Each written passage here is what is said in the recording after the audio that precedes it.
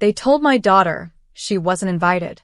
After she'd spent 3 days cooking, hand-rolling pastries, and even making Grandma's favorite peach cobbler from scratch. My name is Michelle, and from wherever you're watching this, stay with me. Have you ever watched your child be treated like they're invisible and had to decide, right then, what kind of mother you are? Because when I saw her standing there in the kitchen, apron covered in flour, eyes wide after reading the text my dad sent, I felt something snap. Change of plans. We're doing a restaurant instead. Adults only. That's it. No apology. No explanation. Just a decision made without her. After she'd planned the entire menu, made handmade place cards, even decorated the dining room for my mother's 68th birthday. My daughter, Emma, whispered, "Did I do something wrong?" I looked her dead in the eye and said, "No, baby." But they just did. I didn't scream. I didn't call anyone. I simply texted back one word to my dad. Understood. Then I picked up the phone and started making other plans. Not out of spite, but because I wasn't going to let them teach my daughter that her effort was disposable. They wanted an adults-only party? Fine. But the celebration we were about to host would be unforgettable. That night, while my parents were clinking wine glasses at some overpriced seafood spot, Emma and I were lighting candles in our backyard. I called a few close friends, people who actually valued her. We laid out the feast she had made. Every dish. And what happened next? Well, let's just say word spreads fast when there's a party with real love in the air. By midnight, our yard was full. Neighbors. Emma's teachers. Even a local bakery owner. She once helped carry flour bags. They brought music. They brought wine. And 15 hours later, just as the sun rose and we were laughing over leftover cobbler, there was a knock on the front door. Then pounding. The doors started shaking. Guess who finally showed up? Too late. Too guilty. Too exposed. It was my mother, still in her makeup from the night before, hair tousled, clutching her designer coat like it was armor. Behind her, my dad stood stiff, his mouth a tight line. He didn't look like a man arriving to celebrate. He looked like someone arriving to contain damage. I didn't open the door right away. I watched them through the peephole for a full 10 seconds. Let them feel it. Let them wait. Then I opened it. "Oh, good," I said, leaning casually against the frame. "You're finally here. Peach cobbler's all gone, though." My mother blinked. "You had the party here?" After we said. I stepped aside just enough for them to see behind me. Emma, still in pajamas, laughing with her art teacher at the kitchen table.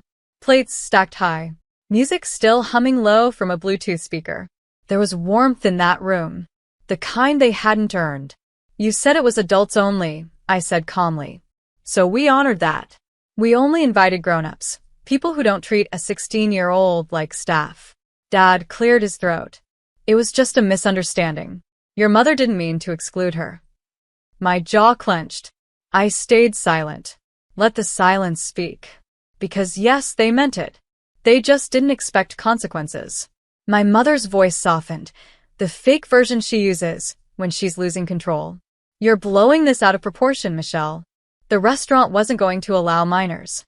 We didn't think it would matter." I cut in. Her mouth hung open. "You didn't think, Mom. Emma cooked for 3 days. You knew that. You told me to have her make your favorite sweet potatoes. She made them. She set the table. She even ironed napkins." "She's a child," my father snapped, suddenly defensive. "This wasn't her responsibility." "Exactly," I said, my voice dropping. "But she wanted to honor you. And you told her, without a shred of grace, that she wasn't welcome." They stood there, frozen in the threshold. I tilted my head. "Tell me, what hurts more? Being excluded? Or realizing the people you excluded threw a better party without you?" I didn't wait for an answer. I closed the door, gently, not in anger, but with finality. And on the other side of that door, Emma looked up at me, eyes searching. "You okay, Mom?" I smiled. "I'm perfect, baby. Let's reheat the mac and cheese." Because sometimes revenge isn't loud. It's warm. And it doesn't knock first. It opens the door to people who never left. By Monday, the phone calls started. First my aunt, then my cousin, then the real kicker, a voicemail from my dad that began with, "This family has always respected tradition." I listened with the same care I'd give a junk mail ad, because now I saw it clearly. Their definition of tradition meant compliance. Politeness over truth. Image over impact. Emma came home from school holding it together, barely. "Grandma didn't look at me in the hallway," she said quietly. "She turned away like I wasn't there." My heart twisted. This wasn't just about a birthday party anymore. It was about the pattern. The way they dismissed anyone who didn't fit their mold. Emma, with her bold spirit, her love of baking, her neurodivergent brilliance they never tried to understand, she was a reminder of everything they couldn't control. And they punished her with silence. I sat her down that night and pulled out a stack of photo albums. Page after page, birthdays, Easters, anniversaries. Do you know what I noticed? Emma was in the photos, but never celebrated in them. Always helping. Never the guest of honor. "I used to think I just didn't like parties," she said, tracing a picture with her finger. "But maybe I just didn't like their parties." My throat tightened. "They don't get to decide your worth," I whispered. "And they definitely don't get to silence your joy." She gave me a small nod, but I could see it. Something had cracked. A piece of her childhood belief that family always means safe. And I knew, as her mother, I had two options. Let that crack widen into cynicism, or fill it with something stronger than their coldness. So I made a decision. We were going to throw another party. This time for Emma. No occasion, no permission, no formal RSVP. Just a celebration of her existence. I booked the community center. I called her favorite local band. I even ordered a custom cake with one word written in gold. Scene. And when I posted the invitation online, I didn't tag anyone from my family. But word travels fast in a small town. The same people who uninvited her were now wondering why the whole town was suddenly RSVPing yes to the one party where their names weren't even mentioned. And that silence was starting to burn. The day of Emma's celebration, I watched her walk into the community center wearing a soft gold dress she'd picked herself. She looked radiant. Not in the polished way my family admired, no. She glowed from the inside out. Every guest who entered brought something: cookies, handmade cards, even flowers from their own gardens. People who'd seen her grow up. People who remembered when she donated her lemonade stand money to rebuild a neighbor's porch after a storm. She wasn't just invited that day. She was honored. And yet, there was one table in the far corner. Empty. Reserved for someone who probably wouldn't come. But I left it there anyway. A symbolic space. Around 5 p.m., as the music swelled and Emma laughed in a circle of friends, I noticed a familiar luxury car slow roll through the parking lot. It didn't park. Didn't even stop fully. Just hovered. And then pulled away. My father. He couldn't even bring himself to come inside. He just watched. Maybe it was guilt. Maybe it was fear of accountability. But what it looked like was cowardice. Inside, I didn't let it touch our energy. Emma was mid-speech. Yes, she made one herself, thanking people for believing in me, even when I forgot how to believe in myself. I bit my lip to keep from crying. And then, the crowd parted. My sister, Megan, stepped in. Late, unsure, holding something wrapped in paper. Emma stiffened. They hadn't spoken in almost a year. Megan had always been the golden niece. The one who got the family look and knew how to stay on script. But right then she looked different. Small. Nervous. "I didn't come for Mom and Dad," she said, voice trembling.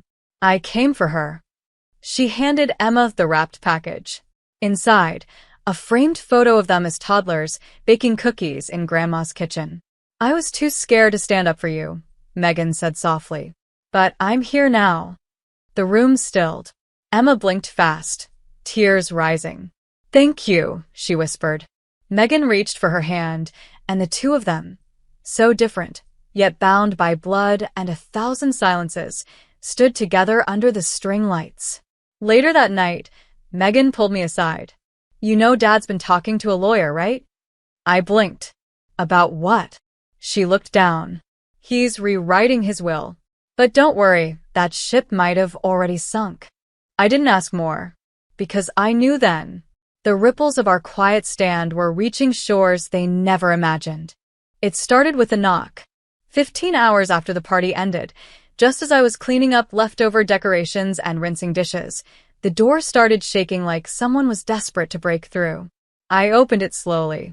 My mother stood there, tight-lipped, eyes rimmed red, still dressed like she'd come from church, except her hands were shaking and she wasn't holding her Bible. "We need to talk," she said. No hello, no apology, just entitlement wrapped in pearls and perfume. I didn't move.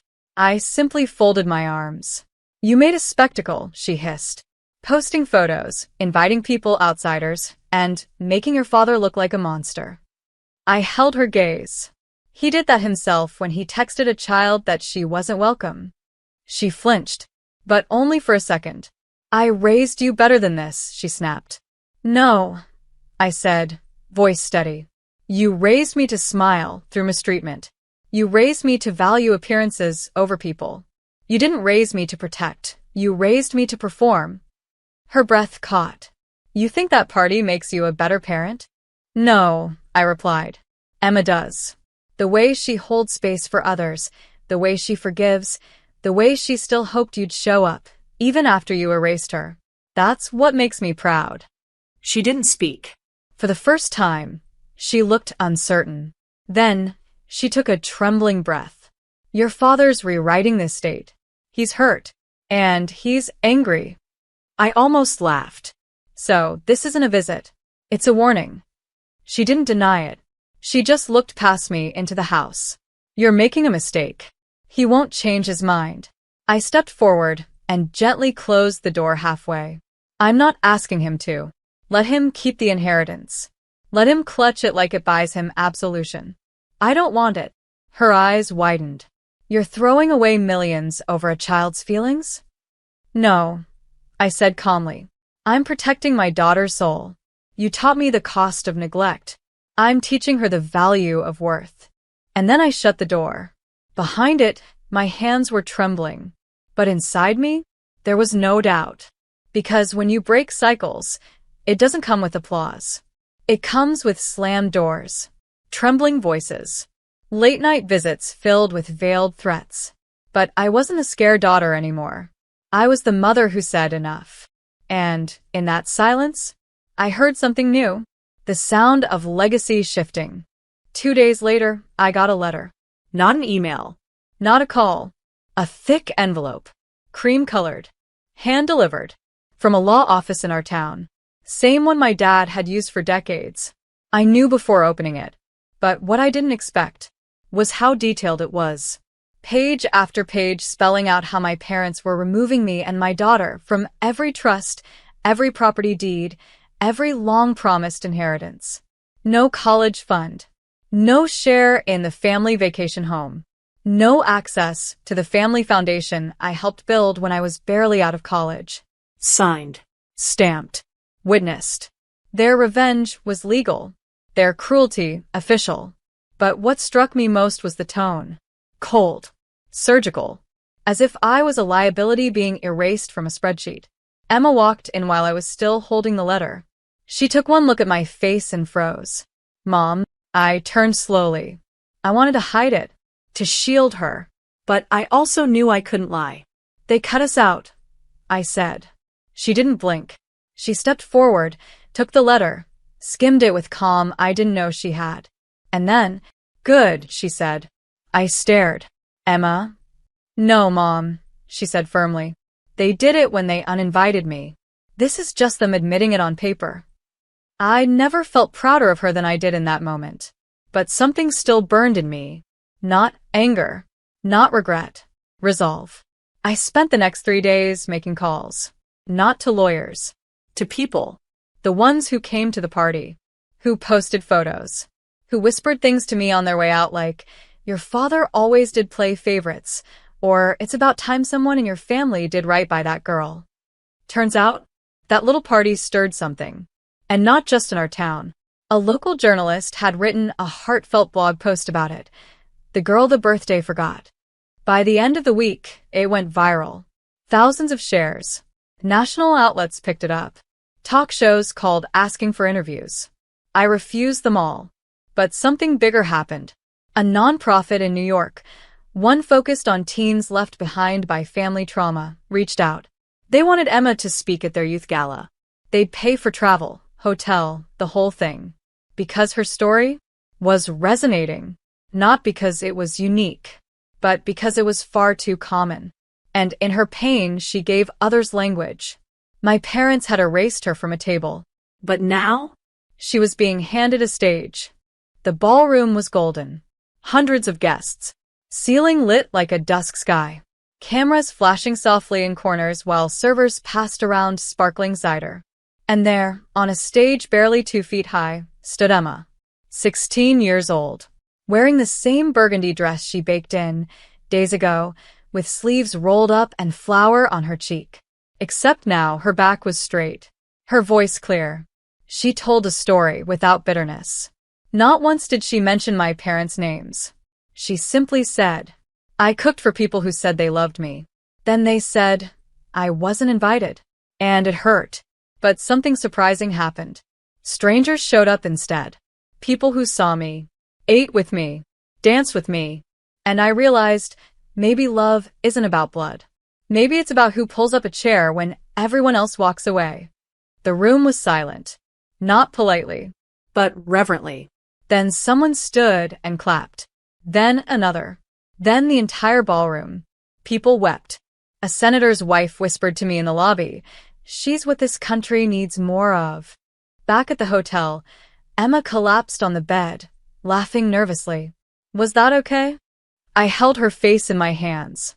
You just turned pain into power, baby. That was more than okay. The next morning things changed. Not publicly, but intimately. I got a message from my brother. The one who had always stayed quiet. Who watched from the sidelines while I got passed over, silenced, shamed for standing up. He wrote, I saw the video. I had no idea. I'm sorry I didn't stand up sooner. Mom and Dad are furious. But honestly, they should be. He told me something else, too. That my parents were scrambling. That board members of the family foundation were concerned about their public image. That a few were even threatening to step down if things didn't change. Apparently, the optics of cutting out your granddaughter after a viral teen speech doesn't sit well with donors. Still, I wasn't interested in vengeance. I didn't need them to grovel. Didn't need the money back. Didn't need fake apologies. What I needed was already here. My daughter. Braver than I ever was at 16. Loved not by obligation but by choice. And as we boarded the plane back home, she leaned her head on my shoulder and whispered, I think I want to start something for other girls like me. That's when I knew this story wasn't about a party. It was about a spark. One they tried to blow out and only made brighter. It started with a name. Emma came into my room one night with a sketch pad clutched to her chest. She said, I want to call it the Table Project. I blinked. The what? She grinned. You know, for girls like me, girls who got left out, I want to build a space for them. Real tables. Virtual ones. Where they always have a seat. I sat there stunned. All I'd wanted was to protect her. But somehow, through all the pain, she had found purpose.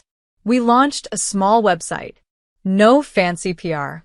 No big budget. Just a few words. Everyone deserves a seat. And if they don't give you one, we'll build you a table. Within days, donations poured in. Not from celebrities. Not from corporations. From single moms. From teachers. From grandmothers who said, this reminds me of what they did to my daughter. A local community center offered free space. A bakery donated food for our first event. The same one that delivered that chocolate cake to our tiny, defiant dinner party. By spring, Emma was hosting monthly gatherings for teens. By summer, the Table Project had a grant from a women-led foundation. By fall, a publisher approached her about a book. And my parents? They watched it all unfold. They saw their granddaughter on television. Saw people cheer for the girl who got forgotten and refused to stay quiet. My dad called once, left a voicemail, said, "We made a mistake. Can we talk?" But Emma? She listened to it, deleted it, then said calmly, "It's not my job to help them sleep at night." I didn't disagree, because here's the truth. Forgiveness is powerful, but boundaries are holy. We didn't seek revenge. We sought healing. And sometimes, the sweetest justice isn't slamming a door. It's opening a new one they no longer have the key to. So now, every time a girl walks through the doors of the table project and sits down, I remember that text my father sent. It's adults only. And I smile. Because my daughter? She made her own guest list. And this time, no one gets left out.